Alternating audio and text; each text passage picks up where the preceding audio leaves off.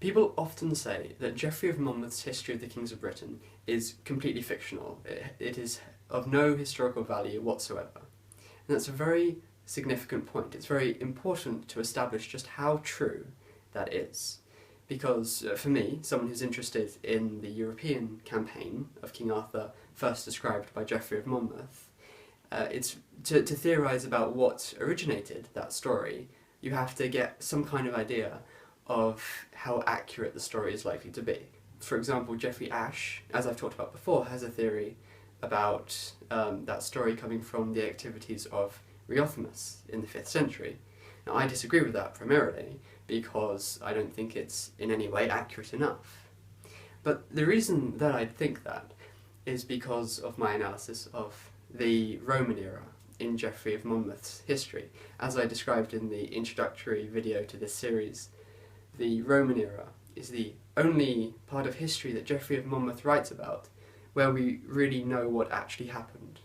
Because people often dismiss the pre-Roman era in the history of the Kings of Britain as basically completely fictitious, but the reality is we don't actually know which kings were real, which kings weren't, who did what, when.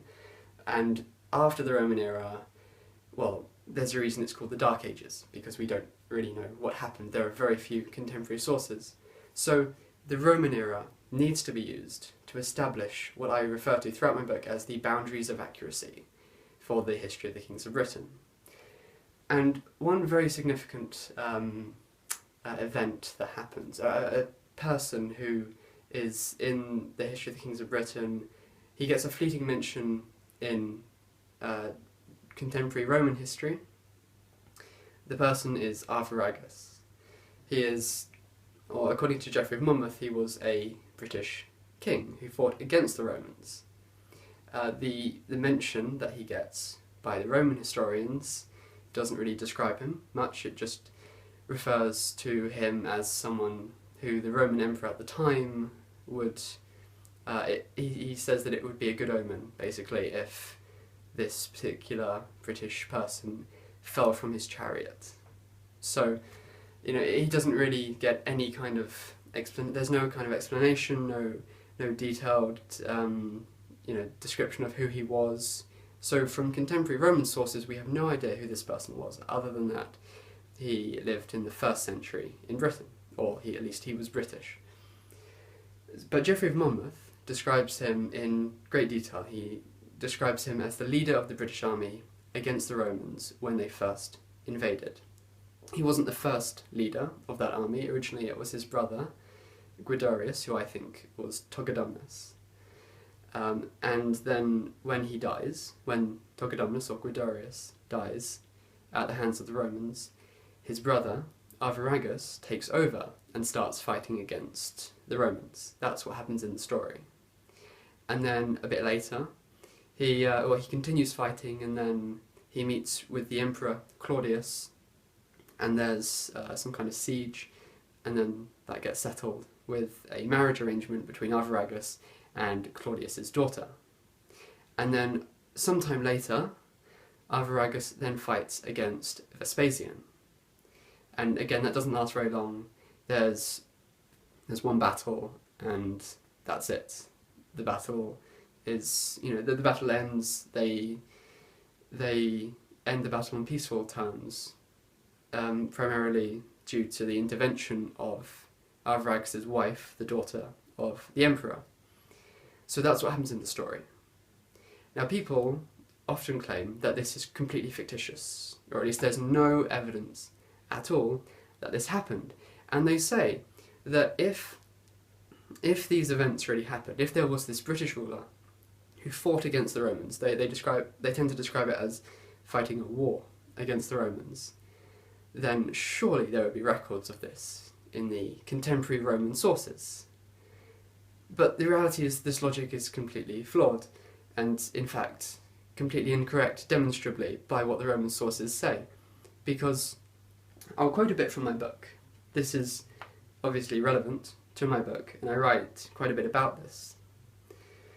So, in the bit about Arviragus, this is what I say. I say, it is commonly claimed that these events are entirely fictional, on the basis that if they really occurred, there would certainly be records of them, as I just described to you. However, this reasoning is flawed. What we know is that Vespasian was the head of the Second Legion, or the Second Augusta. This is the legion that fought at the Medway and the Thames against Togodumnus. Suetonius tells us that Vespasian, during his years in Britain, fought 30 battles against the Romans, yet beyond the initial few against Caraticus and Togodumnus, not a single one of them is known to us. Additionally, he tells us, in quotes, he reduced to subjection 2 powerful nations, more than 20 towns, and the island of Vectis, which is the Isle of Wight. End quote. The 2 powerful nations, or tribes, which he reduced to subjection, obviously had rulers, though Suetonius does not specifically mention these individuals, and these rulers must logically have had names, though we do not know what they were. Therefore, there is nothing even the slightest bit remarkable about the fact that there is no independent corroboration for Arviragus' one battle against Vespasian. We know that we do not know the names of Vespasian's enemies, but we know that they existed. It must also be emphasized that Arviragus did not fight a war against Rome. He was quickly subdued by Claudius by means of capitulation, and then, after a period of time of doing nothing notable against the Romans, he fought a single battle against Vespasian. There is no need to exaggerate the events to make it seem improbable that he wouldn't receive a mention from the Romans.